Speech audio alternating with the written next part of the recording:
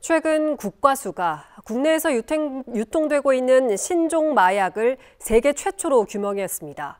그동안 마약으로 규명되지 않아 법적 처벌을 피할 수 있었던 일명 스텔스 마약을 규명해 관련자들을 처벌할 수 있게 됐는데요.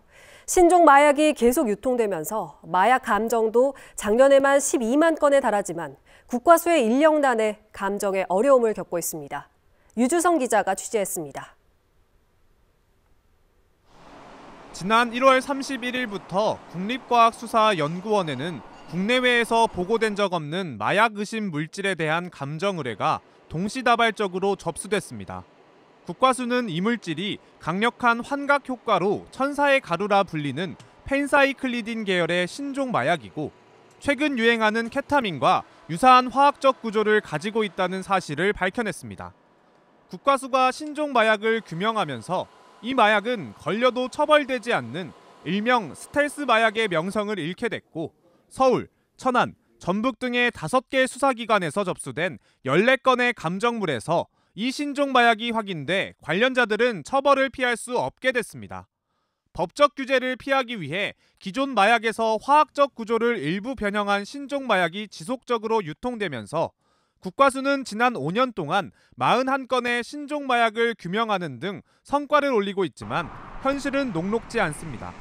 신종 마약에 대한 감정 수요는 날로 급증하는데 인력은 턱없이 부족하기 때문입니다. 실제 버닝썬 사건 이후 마약 감정 건수는 2018년 4만 3천여 건에서 2024년에는 12만여 건으로 폭증했는데 대응 인력은 20명에 불과합니다.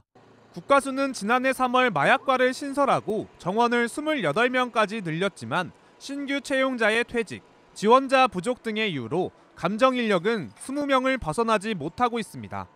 24년 하반기 채용에 6명의 채용 공고가 났었는데 이제 1명이 채용된 상태고 상대적으로 퇴직률이 높아서 작년에 이제 신입 직원이 3명이 그만둔다던가 우수 인력을 채용하는데 상당히 큰 어려움을 겪고 있습니다.